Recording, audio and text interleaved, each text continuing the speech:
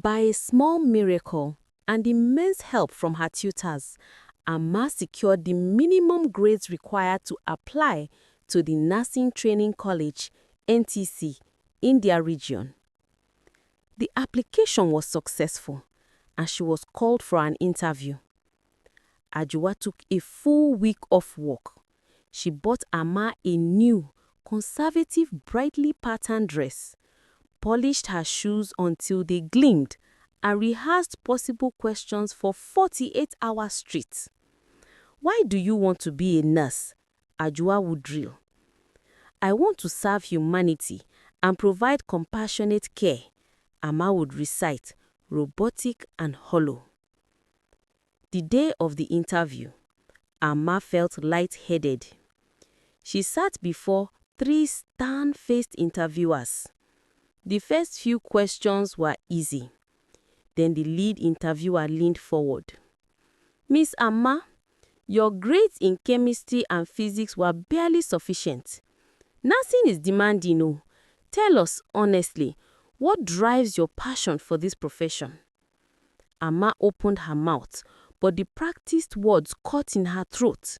She saw her mother's anxious face, her father's weary smile. She couldn't lie, but she couldn't speak the truth either.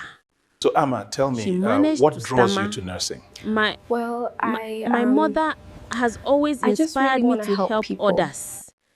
The panel looked unimpressed. The passion was absent. Amma left the room, knowing she had failed.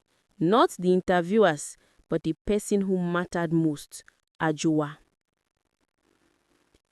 While they waited for the NTC results, Ajua used her connections to secure Amma a 2-month volunteer position at a local polyclinic.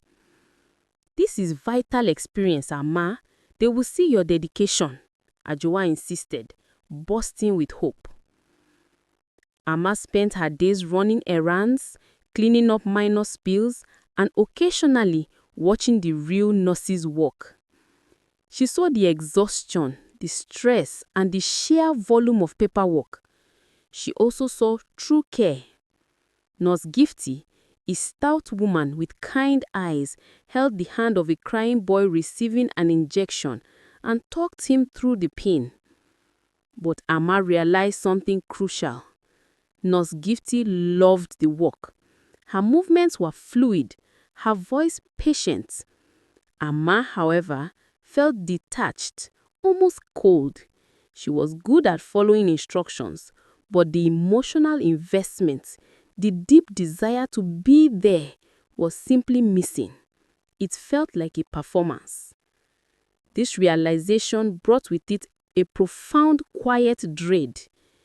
If she got accepted, she would be taking a place away from someone who genuinely felt that calling. The letter arrived on a Tuesday afternoon. Kofi brought it home from the post office, holding it gingerly as if it contained glass. Ajua snatched it, her face glowing with anticipation. She tore the envelope open, her eyes scanning the official text. Then the light in her eyes went out.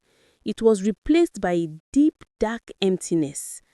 Amma's application had been rejected. The reason was polite but clear: insufficient demonstration of commitment and aptitude during the interview phase. Ajua crumpled onto the floor. The letter fell beside her. She didn't cry. She just stared blankly at the wall. "You didn't try," Ajua whispered, her voice barely a breath.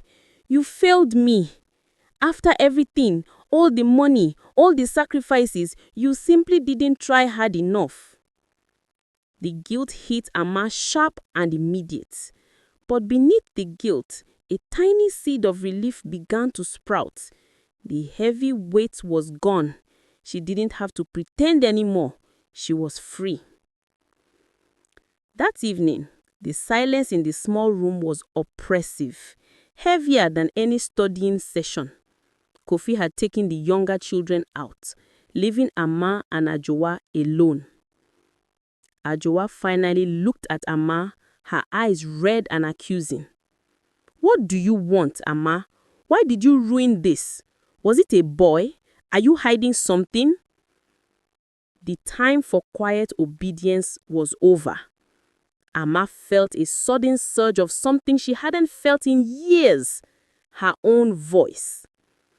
"I didn't ruin it, Ma. It was never mine to begin with," Amma said, her voice shaking but steady. Are you enjoying this video? Then subscribe to the channel.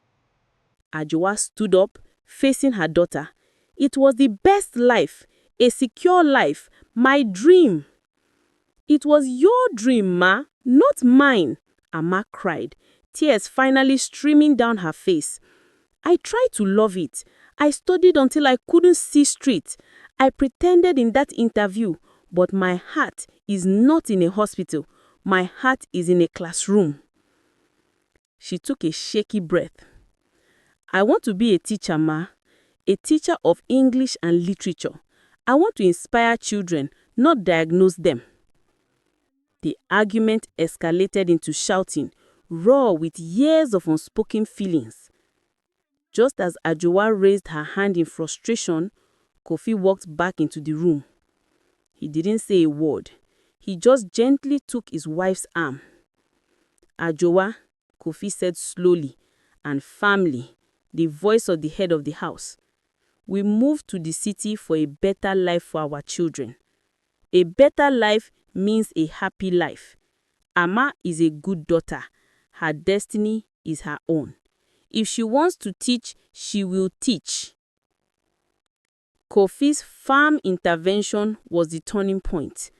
Ajowa wept for days, a mix of grief for her lost dream and sorrow for the pressure she had put on her daughter. Amma, given the freedom to choose, was radiant. She quickly applied to a college of education, focusing on English. Her entrance essay, written from the heart, was about the power of words to change lives. She was accepted immediately. The day Amma left for college, Ajowa did not buy her a stethoscope. Instead, she handed Amma a new leather-bound journal and a pen. "Write well, my daughter," Ajowa said, her voice softer than Amma had ever heard it. "And when you are a teacher, I want you to tell the children that it is good to have dreams, but it is better to have your own dream." Amma hugged her mother tightly. The dream of the white uniform had died, but in its place, a new shared future was born. Amma was still Ajowa's child, her destiny, but now it was a destiny she chose herself. She carried the family's hope, not on her shoulders, but in her heart, ready to begin her true calling.